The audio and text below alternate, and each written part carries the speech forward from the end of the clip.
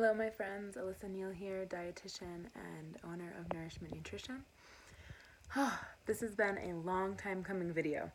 I wanted to wait until I was settled into a space so that I could give the video the correct amount of attention it deserves.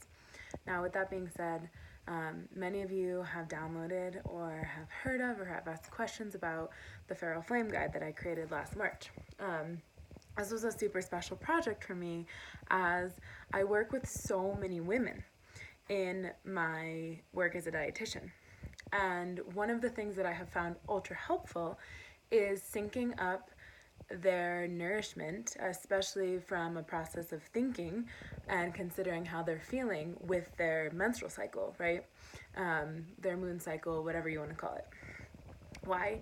Because throughout this cycle, how we feel in our bodies, how we relate to our environment, our levels of motivation, the symptoms we experience. And when I say symptoms, I do not mean to demonize that word. I actually mean it as feedback from our body, right?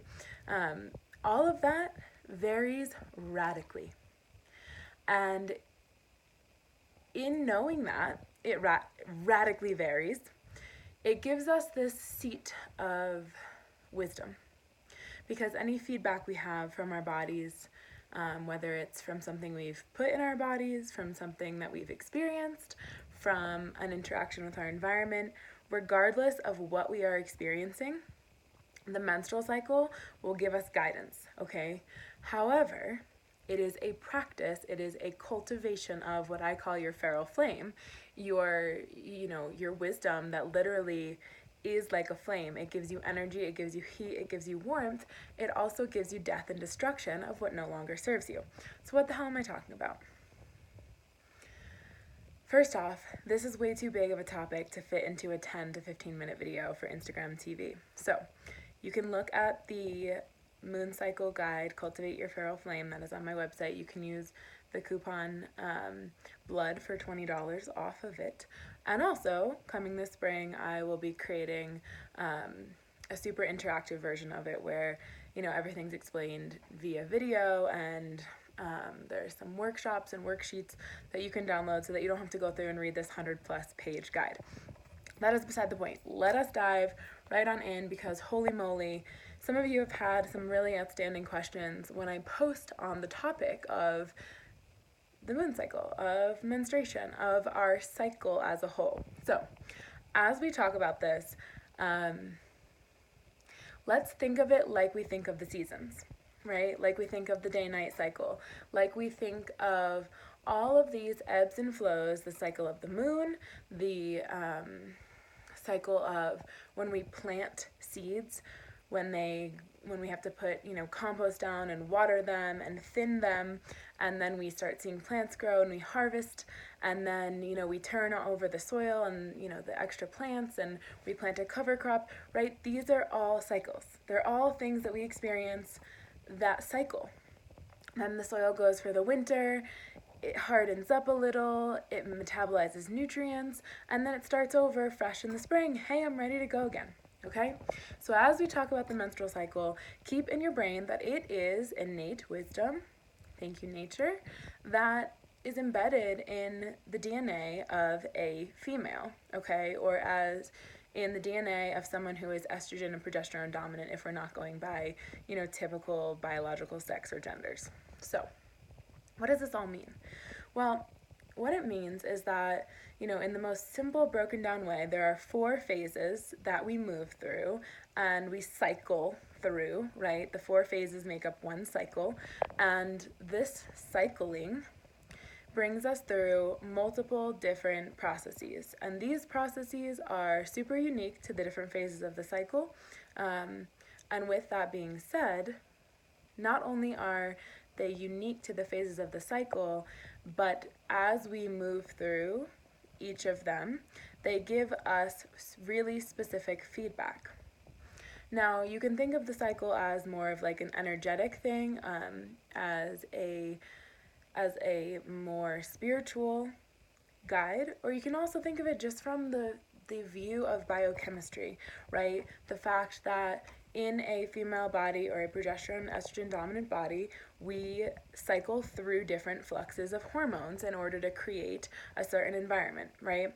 The more medical based conventional medicine goal is typically pregnancy, right? That's what we think of with the menstrual cycle. Okay, well, the body gets ready, it releases an egg, the egg travels down the fallopian tubes into the uterus. Did it get fertilized? If it got fertilized, you're pregnant, boom, you stop getting your menstrual cycle because the point of the menstrual cycle, that pregnancy, came to fruition, right? And therefore now you go through a different cycle, a cycle of pregnancy. And there's a different flux of hormones. However, because most of us, as westernized folk, do not get pregnant really young anymore, and because often we don't even get pregnant until later, or maybe we decide we don't even want to have kids, we end up experiencing this menstrual cycle over and over and over and over and over again. And the menstrual cycle, because we experience it so frequently, can become something we use to really refine our life and refine our processes and to understand where we're at. For example, if you take the menstrual cycle and you just give it like a super simple,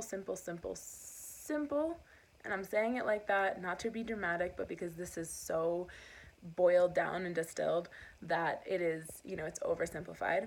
But if you give it this kind of easy look where you're going, okay, I bleed, then I feel amazing, and my body kind of feels just like a little more analytical, or my mind feels a little more analytical. My body isn't really like, I'm not super hyper conscious of my body.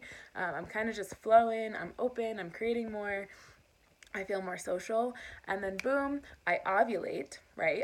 I release an egg, which the body has built back up to doing. I release an egg, I move through releasing an egg, and it travels to where it needs to be. It does not get fertilized. Okay, so no sperm meets it, there's no baby being created. However, my body still prepares for that happening, right?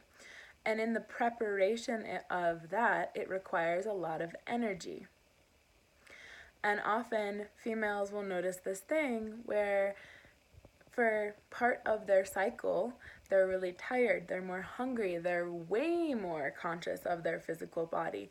They're a lot more aware of how stimuli, how their environment, how interactions affect them, right? And that is luteal phase or luteal phase. Luteal, I always say luteal because shout out Dr. Jade. His work is incredible and he says luteal. So I've always said luteal because it just works. Then, right, as the body has built up the uterine lining and it has literally been in a phase where it is creating and reflecting, it goes, oh snap, okay, that egg never got fertilized. So that nest I just built, that human incubator mode I was just in, because again, the temperature goes up at ovulation, well, actually, we're not going to need that. So I'm going to release the uterine lining, I'm going to shed the uterine lining, and I'm going to bring the body temperature back down to normal, right? And then we bleed. Then we menstruate. We shed, we detoxify what we no longer need, and we start to notice things really clear. In a lot of ancient cultures, they say that the veil between the physical and the spirit world thins at this time. How cool. Of course it does. Of course it thins. Because look, one of the powers of a human who has these oscillating hormones and who is progesterone and estrogen dominant is essentially that we are very sensitive, right? A word that has been demonized, just like symptom, for so long. But we are sensitive to stimuli. We are the kind of beings that experience a reaction in our body that says yes, or that says no, or that says, not sure about that one. Keep an eye out for that. Keep an eye out for how that actually feels. What does that actually feel like, right? We are sensitive to stimuli because being sensitive to stimuli, whether it's part of the menstrual cycle or not, is an incredible mode of feedback, right? just like when you have a food reaction, just like people who experience IBS, right? And they are like, yo, when I'm stressed out, my gut, it's gone. I have really loose bowel movements and it's super uncomfortable. Or when I eat X, Y, and Z food, gluten, I get constipated. Feedback, right? That is the menstrual cycle in a nutshell. It is a cycle of releasing what didn't work last time, opening up to the new, saying, how can we do this? How can we do this better? What is next? Whoa, that's awesome. I'm going to continue to create that and celebrate that. Okay, wow, that celebration was really cool. Now I'm reflecting on that because I'm noticing that while I did this really well and while that felt super great, these other things didn't do that so well. Those were points for, some reflection and maybe even some ego death. And then we move through this process of literally reflecting on the process before where we're at, right? So we move into luteal phase the couple weeks before we menstruate. It's different for every person, but it's a solid chunk of time before we menstruate, where we are straight up reflecting on what did not work in the earlier stages, in follicular phase and in the ovulatory phase. And that reflection can be quite intense. And culturally, we don't really make time for it. And we honestly push it under the rug, which is why so many people have PMS. So many people have symptoms that are like, yo, slow the fuck down and take care of yourself, okay? Then we go into the shedding. We've reflected, we're releasing what did not work, and now we get the chance to again move through menstruation in that shedding phase and start anew in follicular phase, where we literally get to go through the entire process again. Now, like I said earlier, this can be more of an energetic thing, right? Like I've described it here, and it also can be a biochemical thing. Essentially, what I just explained is a energetic metaphor for what's happening in the body. Release and shed of the uterine lining, release of the blood and all the nutrients built up for the possible baby that did not happen. Then, follicular phase, the starting anew, the preparing hormonally, the building up to the climax of the cycle, which is ovulation, the point of celebration where the body temperature gets higher, we have more flesh in our cheeks, our lips are more plump, our breasts get more plump, we often want to look a little bit better, our motivation to mate, to experience pleasure and connection is usually very high at this time, at ovulation. And then if the egg that we released is not fertilized, then the body still makes preparations for it to be, but if it's not, then again we go through this cycle. So you can see how this is a cycle, right? You can see how this is super distilled down because there's so much detail in this cycle, whether it's just general feedback or otherwise. And with that being said, like I said earlier, I cannot hit on every single detail here. However, one of them I want to just bring attention to is the fact that in luteal phase, so the couple weeks, 10 to maybe 16 days before you bleed, depending on the length of your cycle, which is different for everyone, there's no perfect length, you're going to start to get feedback. Oh, my breasts are sore.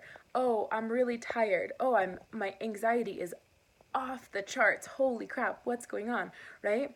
These symptoms that are very uncomfortable, menstrual cramping, trouble sleeping, vivid dreams, they are feedback from your body. And there are always steps you can take to either take things out of your environment, stop feeding yourself certain things, take more time to yourself, slow down, etc., that allow you to cater to the information you are being told by those symptoms. So for example, really quick, because I'm about to run out of time, breast tenderness. Often breast tenderness goes completely away when you take dairy out of your diet. This is not for everyone, but for some people. Another one is cramping. If you increase omega-3 fatty acids in your diet, often cramping will go away as well because, again, these are just signs of inflammation. And then there's also the energetic, esoteric, more spiritual ones as well, things like grief, trauma, etc., that come up later in the cycle. Again, I'm about to hit 15 minutes here, so I'm just gonna stop. But like I said, there's plenty of information in the moon cycle guide. I have an interactive workshop course coming out soon with this, as I now have a space to create, and I probably will do a number 2 video. So leave your questions, your comments below, and I will address them in a video follow-up to this. Thank you so much for watching the whole thing.